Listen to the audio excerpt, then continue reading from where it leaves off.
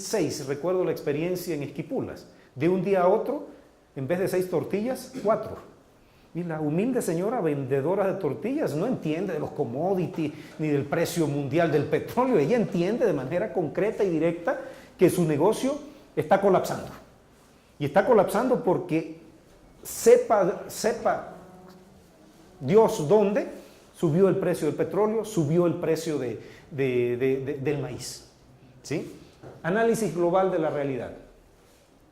Bien, ahora, ¿cómo, y ya lo hemos perfilado de manera casi directa, cómo eso que ocurre en el mundo, en lo que ahora llamamos lo global, impacta en lo local?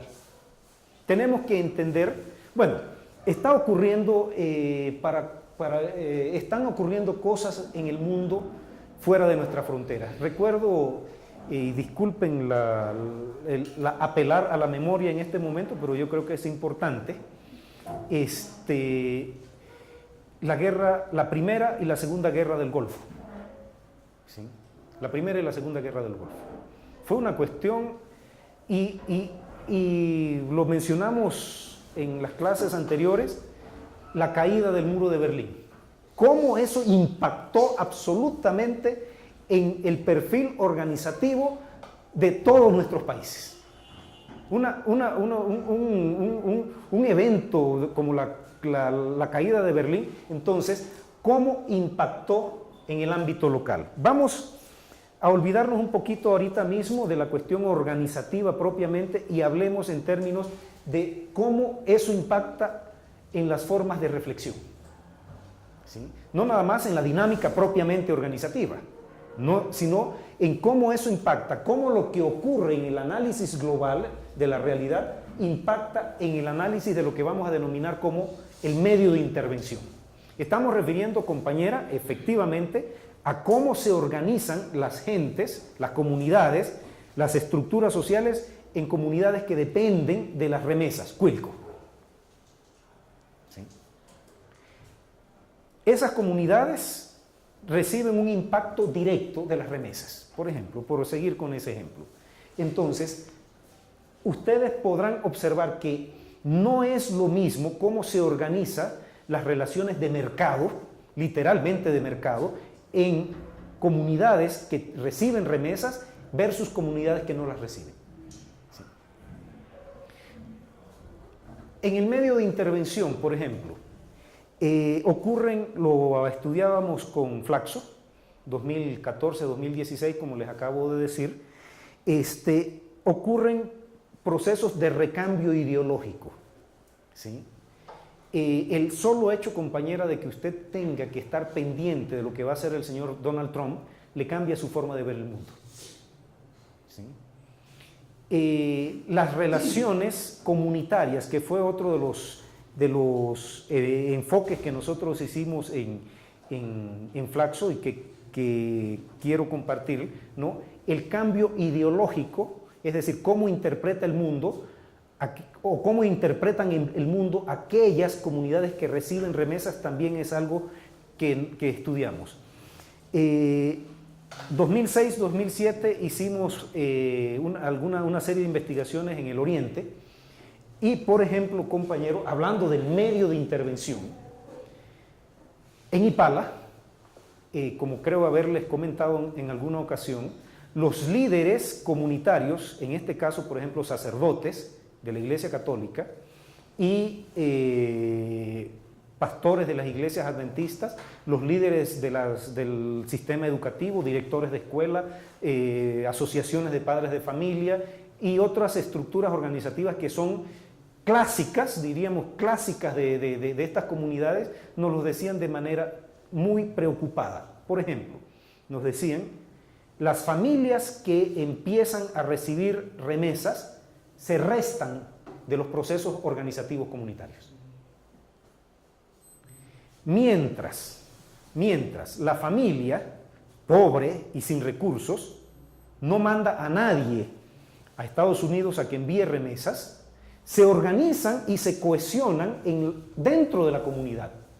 Si son evangélicos, la iglesia ese pequeño grupo, esa pequeña célula organizativa sirve para cohesionar a la comunidad, sirve para interactuar, sirve para plantear las demandas, los conflictos, los sueños, etcétera, etcétera, que se tenga dentro de ese pequeño grupo organizativo. Nos decían los pastores, nos decían los sacerdotes en Ipala, que alguien migra, envía remesas. No la gran cosa, pero está enviando $500, al cambio serían 3.000 quetzales. 3.000 quetzales. No es lo mismo ir a la iglesia evangélica ganando 800 quetzales al mes que luego estar recibiendo 3.000 quetzales al mes. Ya la iglesia evangélica, esa pequeña célula, esa pequeña iglesia, ya no puede contener y la nueva experiencia de esas personas migrantes desborda la capacidad organizativa comunitaria y se restan de la organización comunitaria. Automáticamente se restan, me dice. Empiezan a recibir las remesas y ya no participan en las organizaciones comunitarias porque como unidad familiar individual pueden resolver sus problemas. Ya no necesitan de la organización comunitaria. Ya no les es necesaria la organización comunitaria porque ya ellos no lo necesitan resolver en términos solidarios. ¿Me sigue? Otra preocupación que planteaban los líderes en el caso de Ipala, ¿sí? Digan, como decimos, no, díganme lo bueno que lo malo, no, díganme lo malo que lo bueno ya lo sé, ¿no? Decían algunos, y permiso si lo anecdotizo, ¿no? Decían también que si los adolescentes entre 14, 15 o 16 años están en el colegio y empiezan a recibir remesas, casi seguro que si tienen esa edad, abandonan la escuela. Eso es terrible. Eso es un impacto brutal en las estructuras organizativas de esas comunidades. Que los jóvenes abandonen los estudios. No les es necesario. ¿Qué pueden resolver yendo a la escuela? Si están recibiendo remesas. Aspiran a irse también ellos. Es lo más seguro. Lo más seguro es que aspiren a irse. Ese es el recambio ideológico del que estamos hablando. Ya sus posibles soluciones a la crisis no dependen de por quién votemos en Guatemala. No dependen de la dinámica política de Guatemala. Depende de cómo podamos articular las vías de escaparnos hacia Estados Unidos.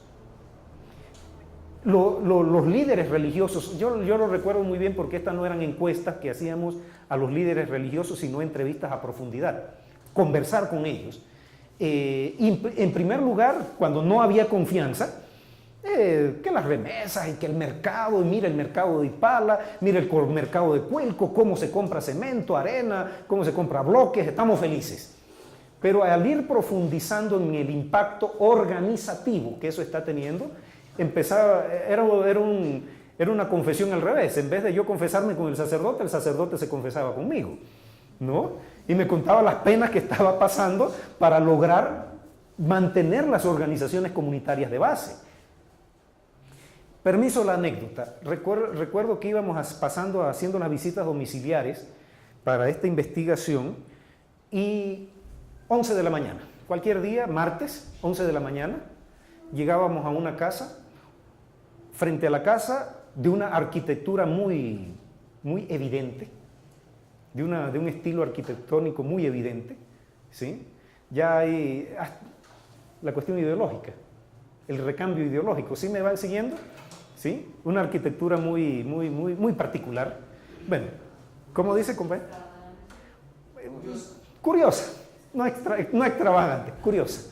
Sí. Uno pregunta, bueno, ¿de dónde llegó ese estilo barroco? Sí, bueno, podemos adivinarlo. Bien, fuera en el estacionamiento de la casa, un gran estacionamiento, un gran pick-up. Pero el problema es que son las 11 de la mañana, compañero. Vamos a hacer las encuestas, vamos a hacer las entrevistas a los jefes de familia, a las jefas de familia, etc.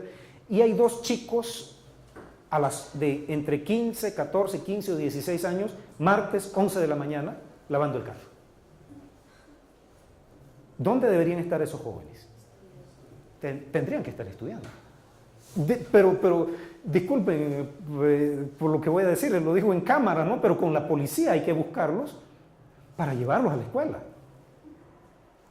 De alguna manera obligarlos a que sigan sus estudios, a que terminen sus estudios, pero entonces sienten que ya las estructuras educativas y las dinámicas educativas no responden a sus expectativas. No responden a sus expectativas. Cuénteme.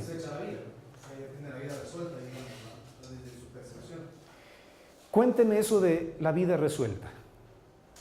¿Cómo sabemos que tienen la vida resuelta o es una percepción? En términos prácticos pudiéramos decir que es una solución a muy corto o muy mediano plazo. Pero la percepción es que puede estirar esa solución en el muy largo plazo. Yéndose. ¿Sí? Yéndose. Me decían permiso que cargue las tintas en este... No voy mal en ese sentido, ¿no? Creo que nos estamos comunicando en ese sentido, y disculpe si cargo las tintas, pero muchas de estas familias también abandonan los procesos productivos. Dejan de cultivar la tierra, la pequeña parcela que tienen al abandono, o la lotifican y la venden. ¿Sí? O construyen, o la alquila. Sí, pero el proceso productivo es impresionante. Revisar los mapas productivos, en este caso de Oriente, estoy hablando de Esquipulas, estoy hablando de Ipala, Agua Blanca, Concepción, Las Minas, Cuilco, que los hermosos campos de cultivo que otrora producían frijoles, producían tomates, se han convertido en lotificaciones. Extraordinarias tierras para la agricultura, extraordinarias, como son las mejores de Guatemala, que no producen un grano de alimento, porque la expectativa es lotificarlas y no venderlas en el mercado local. Incluso hay familias que mandan agentes vendedores a Estados Unidos para contactar directamente con los migrantes, que son los potenciales compradores de esas tierras. Por lo tanto, esas tierras, por muy fértiles que sean, perdieron valor productivo. Ahí están en el ocio, ociosas. Eso es terrible. Vuelvo a insistir en esto, compañero, porque tenemos también que entender cómo ese análisis de la realidad global impacta en el medio de intervención. ¿Cuáles son las estrategias organizativas? Preguntémoslo, yo no lo recuerdo, pero salían, bueno, ¿qué podemos hacer frente al abandono organizativo, frente al abandono organizativo que están sufriendo estas comunidades? Es decir, compañeras, compañeros, la humilde organización de padres de familia colapsa, ¿sí? Que era la que pintaba la escuela, que era la que veía si la puerta se estaba cayendo, todo eso. ¿Para qué dedicarme a ese proceso que es tan desgastante, tan conflictivo, tan desgastante, si las remesas lo están resolviendo? ¿Sí? Y digo esto por dos razones. Uno, para ilustrar la relación que existe entre lo global y lo local. Y en segundo lugar, como evidencia de que, en efecto, en lo local se vive de manera directa lo que pueda estar ocurriendo en el análisis global de la realidad. Entonces, ya lo perfilamos en la tercera columna. Yo les voy a entregar, de verdad les voy a entregar este material. A mí me parece muy bueno, ¿no? Bien, frente a eso, compañera, que está ocurriendo en Cuilco, compañero, lo que está ocurriendo en Ipala, debemos reconfigurar las estructuras organizativas. Entonces, es lo que aquí se establece como elaboración y definición de estrategias. Es decir, frente al impacto negativo o positivo que pueda tener la migración, bueno, ¿cómo nos vamos a organizar? Es interesantísimo, y disculpe que recuerde esto así tan de memoria, pero el caso de Agua Blanca. En términos normales, de distribución normal, ustedes han dado las distribuciones, ¿no? Han llevado estadística, la distribución normal, en términos de distribución normal, Guatemala está en un tránsito demográfico bastante joven, ¿sí? Muy joven. En Agua Blanca se rompen los esquemas. En Guatemala hay una distribución porcentual entre hombres y mujeres, 51% de mujeres, 49% de hombres, más o menos así. ¿Sí? Nunca sube a 52, 48, nunca. Eso sería una aberración. Bueno, es una aberración en Agua Blanca. 60% de mujeres, 40% de hombres. ¿Dónde están los hombres? Migraron. ¿Sí? Y es interesante, ¿no? Porque entonces todos los procesos de desarrollo local están liderados por mujeres. ¿Sí? Ellas han dado un paso al frente, positivo, sí, bien mirado, sí, pero no había de otra. No sé si me doy a entender. No es un espacio conquistado. Sí, me sigue, compañera. No fue un espacio conquistado, fue llenar un vacío que se hizo. Y yo no sé si el vaso está medio lleno o medio vacío. ¿Me doy a entender? No es que conquistaron los espacios organizativos de Agua Blanca. No. No fue Agua Blanca, corrijo. Concepción Las Minas. ¿Sí? 60-40. Olopa está poco más, poco menos. Bien, frente a ese impacto, estoy usando la cuestión migratoria como caso de estudio. Frente a eso, entonces, compañeras, compañeros, tenemos que saber elaborar las estrategias. ¿Sí? ¿Cómo nos vamos a organizar para enfrentar? ¿Cómo nos vamos a organizar para enfrentar ese contexto, tanto en el ámbito global como en el medio de intervención? En un medio de intervención, compañera, que se está despoblando. ¿Sí? Comunidades, no son comunidades fantasmas, no sería eso correcto decirlo, pero sí comunidades donde hay un desbalance demográfico que preocupa. 40% de hombres, 60% de mujeres. ¿Qué edad tienen los hombres que quedan? Menores de 25 años. Sí. Mayores de 50. Mayores de 50. ¿Sí? Personas que ya, disculpen, yo tengo 50, ¿no? Pero personas que ya atravesaron su etapa productiva o su etapa de mayor productividad. ¿Sí? Y efectivamente, los niños, jóvenes, adolescentes, quedan allí. Los de 50 que saben que ya no se pueden ir. ¿Sí? Que ya no se pueden ir. Y los que... Los de 25 que no se pueden ir. Pero que se quieren ir. Se van a ir. Y de hecho se van a ir. Se van. ¿Como forma de atracción? Sí, pues, es posible. No conozco en términos demográficos cómo fue el movimiento, ¿no? Pero sí entiendo que quedaron las personas de 50 años y más. Ese es el núcleo grueso de la población. Es decir, en términos de una evolución en positivo de las estructuras organizativas de esas comunidades en términos educativos se estancaron.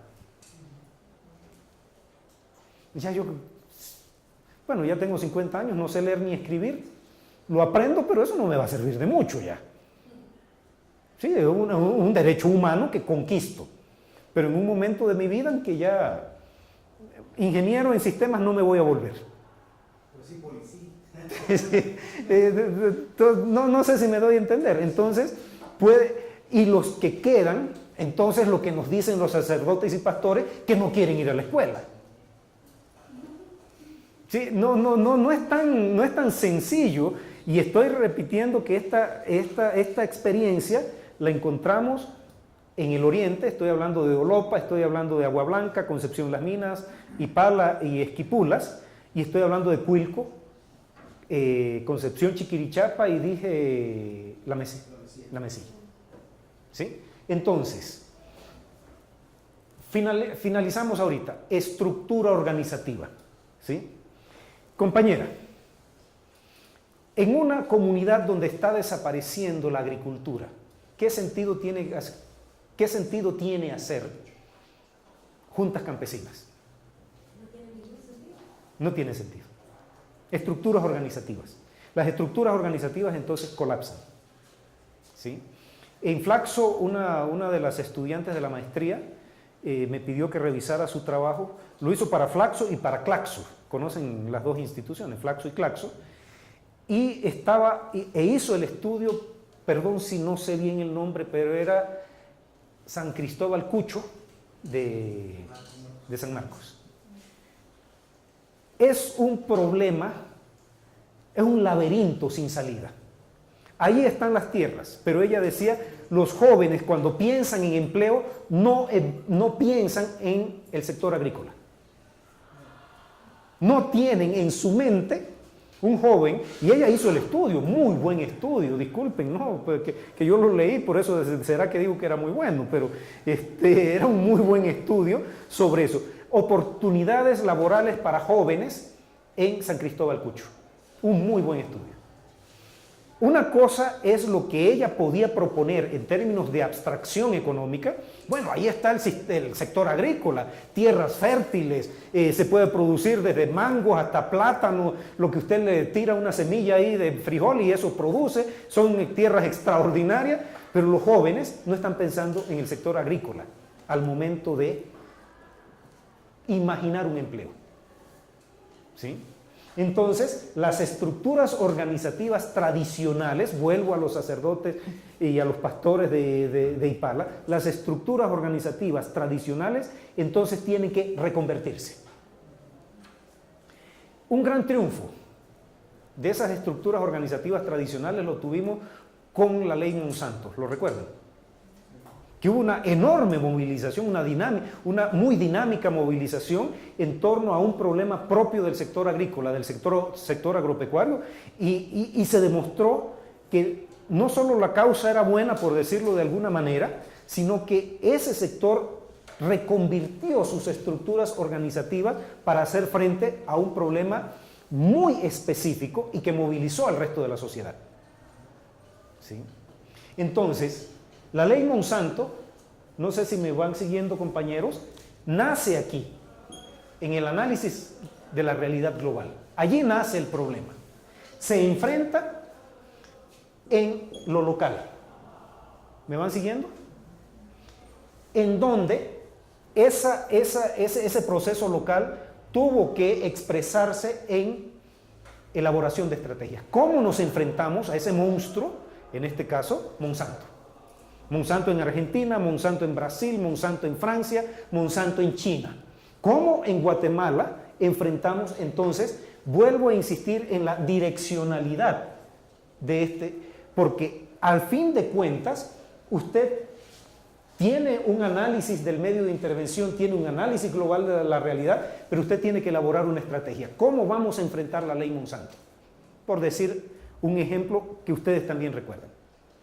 Entonces, una definición de estrategia y sobre todo las estructuras organizativas. ¿Me van siguiendo?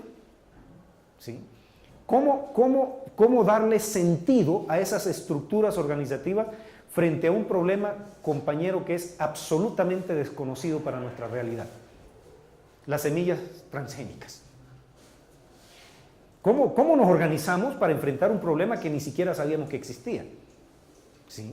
¿Cómo nos enfrentamos a una estructura organizativa que es extraordinariamente poderosa?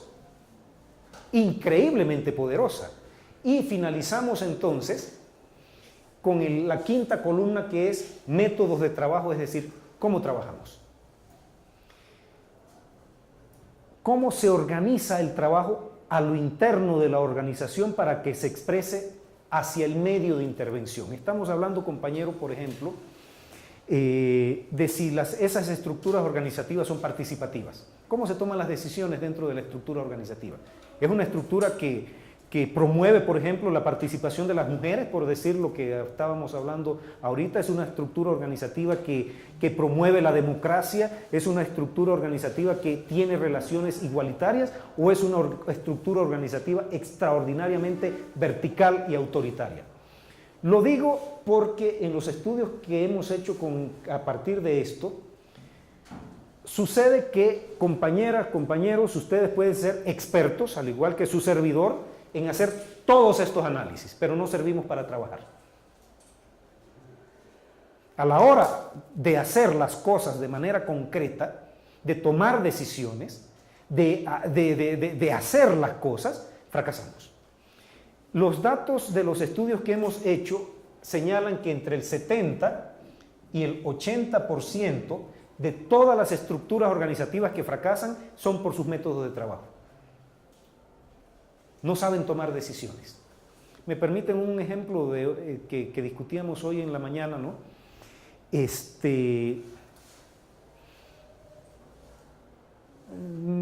Voy a atreverme a decirlo porque estamos en el ambiente de la Universidad Rafael Andívar, que es católica, ¿no? Mis jóvenes estudiantes del seminario planteaban el problema de la enorme diferencia entre lo muy dinámica que son las iglesias evangélicas versus dígame, no solo dogmatismo, sino esa muy lenta forma no sé, muy tradicionalismo de la Iglesia Católica. Y veíamos, me decía un alumno, ¿no? En mi comunidad, que es pequeña, hay un templo católico que se abre una vez cada 6 meses. ¿Sí? En cambio, en esa misma comunidad hay 5 iglesias evangélicas, una en cada esquina. Y todos los domingos, lunes, martes, miércoles y jueves, están abiertos y haciendo su bulla. ¿Sí? ¿Sí? Haciendo dinámica. Esos son métodos de trabajo. ¿Sí? Cuando lo platicábamos hoy en la mañana, ¿no? Que decían, bueno, cada pequeña comunidad, no sé cómo llamarle, cada pequeña iglesia en ese barrio, toma sus propias decisiones, por ejemplo. No le tiene que rendir cuentas a nadie, no le tiene que pedir cuentas a nadie. En cambio, en una estructura organizativa, que utilice como método de trabajo el centralismo, que todas las decisiones son tomadas arriba y de alguna manera tienen que ser obedecidas en la base, es una estructura antidemocrática, por ejemplo, no promueve la participación, ¿sí? No promueve la participación ni la dinámica de sus miembros, por lo tanto sus miembros muy rápidamente se agotan. ¿Sí? Los miembros muy rápidamente se agotan y abandonan las estructuras organizativas. No sé si ustedes han tenido la dura tarea de organizarse para un acueducto, por ejemplo. ¿Sí? Nadie lo ha tenido que hacer. Bueno, inténtenlo y ustedes jamás en su vida querrán volver a organizarse. ¿Sí?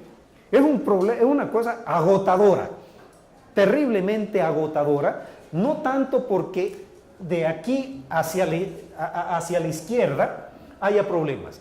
Los problemas son aquí en los métodos de trabajo. ¿Sí? No sé, ustedes lo pueden experimentar, y disculpen que soy tan anecdótico, ¿no? Claro que ustedes lo pueden experimentar. No es fácil cobrarles una cuota para participar a ustedes, ¿verdad?